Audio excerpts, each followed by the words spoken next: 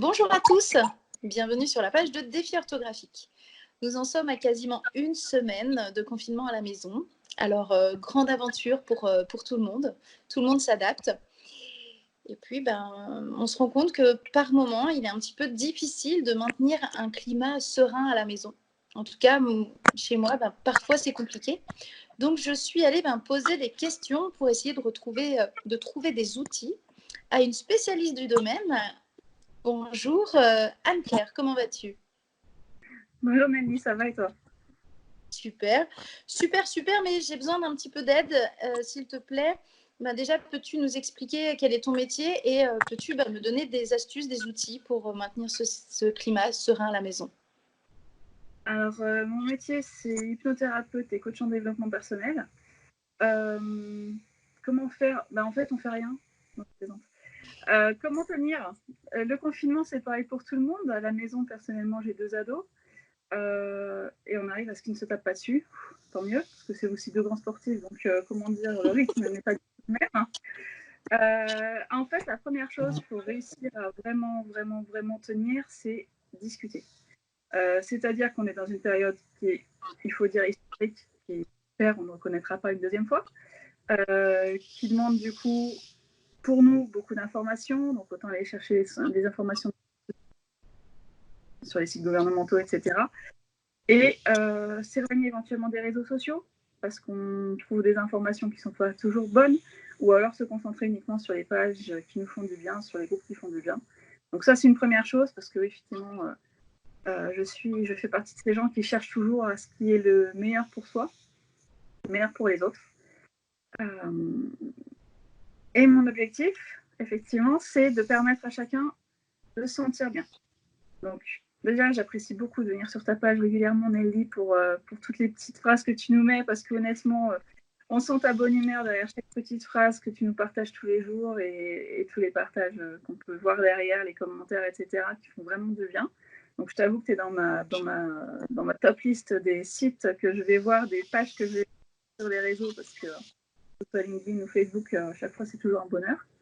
Et en fait, je suis adepte du bonheur, même dans les périodes compliquées. Merci beaucoup. Effectivement, je vois que tu es très fidèle sur les publications et j'en profite pour remercier tous ceux qui commentent mes publications parce qu'il y a toujours des petites phrases bourrées d'humour et moi-même, je prends un grand plaisir à les lire, effectivement.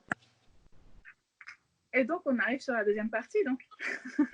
Parce que l'humour, effectivement, on arrive à lire sur la page, on arrive à lire dans tous les sens. Et ce que tu viens de dire, c'est qu'effectivement, c'est communicatif. Donc, toi, tu nous fais du bien, les réponses que tu reçois te font du bien, et c'est exactement la spirale positive qui fait toujours du bien à tout le monde. On le voit régulièrement sur certaines publicités ou certaines vidéos qui sont partagées. Et la communication, encore une fois, est primordiale. C'est-à-dire qu'elle commence par quelqu'un qui exprime quelque chose.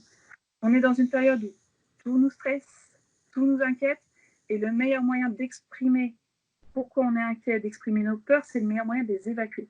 Parce que sinon, on les garde et ça fait le petit vélo dans la tête. Et le négatif, oui, mais pourquoi? Oui, mais j'ai peur. Oui, mais pourquoi tu as peur? Ben, je ne sais pas. Donc, pourquoi est-ce que tu as peur si tu ne sais pas pourquoi tu as peur? Donc, on exprime, on communique. Parce qu'en fait, on est sur le Covid est cette maladie qui touche les poumons. Les poumons, c'est l'espace de la tristesse, donc c'est une émotion. Et c'est aussi, là, par là, la communication. Donc, plus on va communiquer, plus on va réussir à sortir nos peurs, plus on va être apaisé. Parce qu'en fait, une chose qui est simple, une émotion qu'on garde en soi, on va la manger, on va l'avaler. Alors déjà, les prises de poids, bonjour. Les prises de tête, bonjour. Il faut savoir que tout ça, ça fait partie des choses qui vont nous bouffer, littéralement. Donc, plus on va les sortir, donc on va les bouffer.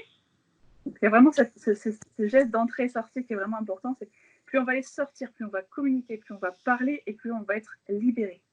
Et plus on va sentir que, ah ben non, en fait, ça va. C'est pas forcément si peur que ça.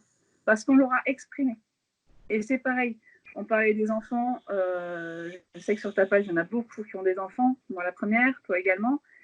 Et les enfants sont comme nous. Ils savent pas ce qui se passe. Ils savent pas jusqu'où ça va aller. Ils savent pas ce qui arrive exactement. Donc, on leur explique, mais c'est pas à sens unique. C'est-à-dire que la communication doit être vraiment dans les deux sens. Il faut être capable d'écouter. Il faut être capable de comprendre pourquoi ils ont peur, de quoi ils ont peur. et comment est-ce qu'on peut les rassurer. Parce que moins on va garder ces peurs en nous, plus on peut les apaiser ou les faire apaiser par quelqu'un d'autre. Donc là, on est vraiment, quand je parle de famille, on est aussi sur des conjoints, sur des parents, parce qu'effectivement, nos parents ou grands-parents peuvent ne pas tout comprendre parce qu'ils n'ont pas le même accès au réseau et aux communications que nous. Donc la communication va vraiment intergénérationnelle, vers les tout petits. Parce que les tout petits vont comprendre les émotions, ils vont ressentir que ça ne va pas. Ah ben oui, mais pourquoi?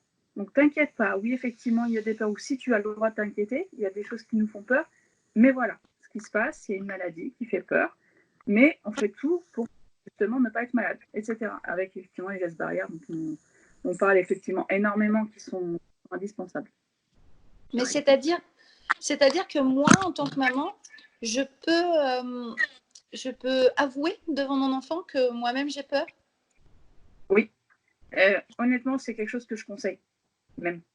Dire oui, moi aussi j'ai peur, parce que je ne sais pas ce qui se passe. Mais dire aussi pourquoi on a peur, pas uniquement dire oui, moi aussi j'ai peur, parce que là, du coup, on va être dans la spirale négative. Donc, moi j'ai peur, du coup, et maman aussi elle a peur, mais du coup, il faut qu'on ait peur tous ensemble. Donc, non, non, non. C'est oui, j'ai peur, mais attention, on va respirer.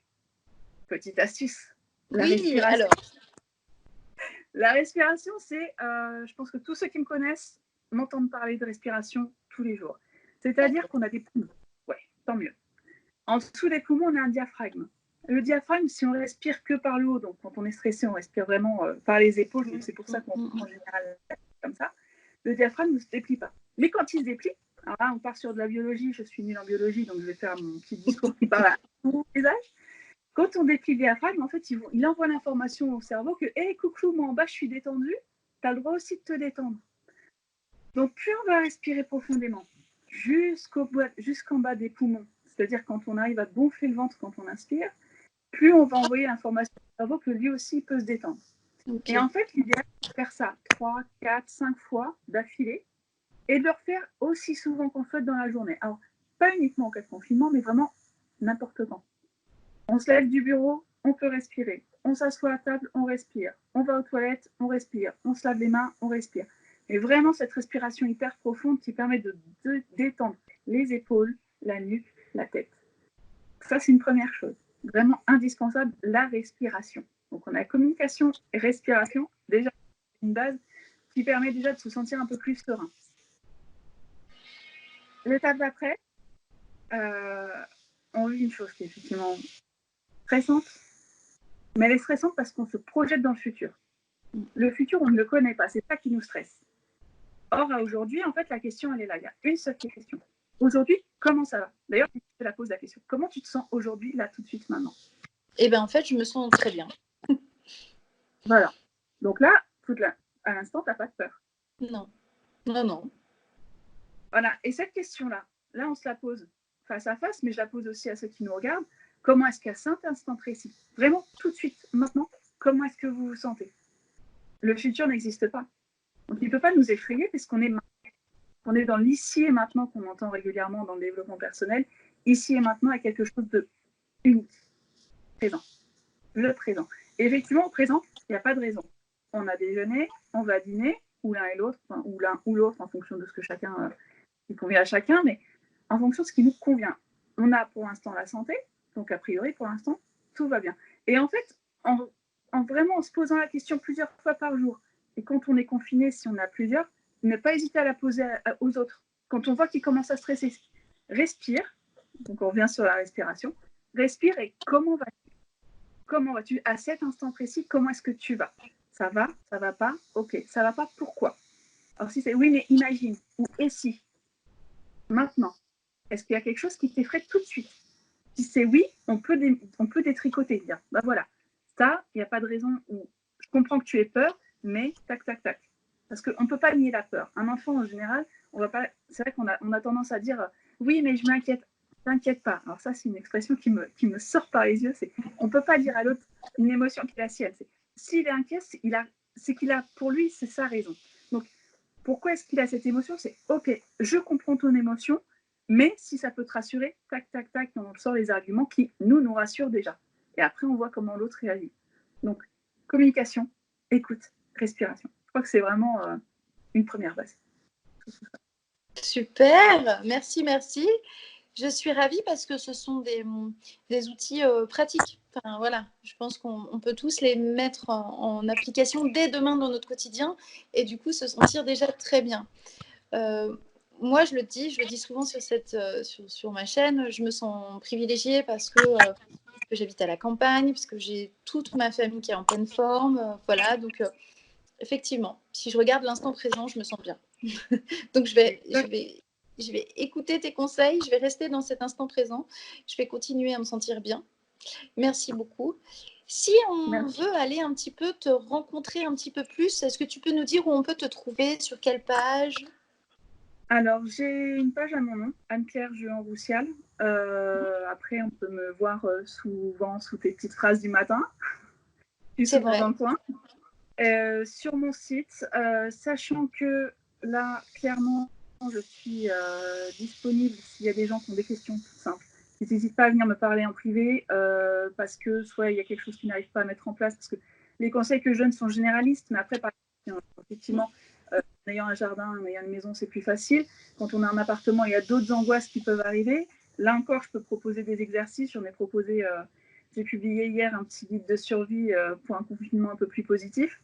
Parce qu'effectivement, il y a plein de petits exercices qu'on peut faire pour se soulager, pour se déstresser. Parce que là, l'objectif, c'est respirer et profiter de l'instant présent. Parce que de toute façon, on n'a pas le choix. En fait, on a deux choix. Soit, effectivement, partir dans du stress, soit de se dire que de toute façon, la situation est inédite, donc on ne peut pas anticiper quoi que ce soit, donc on vit au jour le jour et on respire encore. Donc, je suis joignable sur la page, je suis joignable sur Facebook, je suis joignable sur mon site internet. Après, voilà, ne pas hésiter à me solliciter. C'est pas forcément ça qui va vous engager à payer quoi que ce soit. C'est, voilà, je suis disponible là en mode cas d'urgence à distiller mes petits conseils parce que mon objectif, vraiment, et ça, mes patients le savent, je suis pas là pour créer une clientèle, je suis là pour que les gens se sentent bien, mieux et apporter ma pierre à l'édifice comme toi tu le fais, qu'on apporte du positif dans le quotidien. Bon, je suis ravie, merci beaucoup. Oui, oui, on n'est pas en train de vendre nos métiers là, pas du tout. Hein. On est juste en train d'essayer de transmettre des messages parce qu'on est tout comme vous, des mamans, des parents, au même stade que tout le monde et on essaye d'aider avec ce qu'on sait faire dans notre quotidien. Merci beaucoup. Je vais aller voir le petit guide. C'était quoi le guide de survie? C'était quoi? Guide de survie pour un confinement positif. Alors, je n'ai pas vu. Je vais aller voir ça. Je file voir ça. Ça marche. Merci beaucoup. Merci à toi. À très bientôt. Attention, dès lundi, il y aura une nouvelle phrase et un nouveau défi pour trouver la faute. Ciao. Au revoir tout le monde.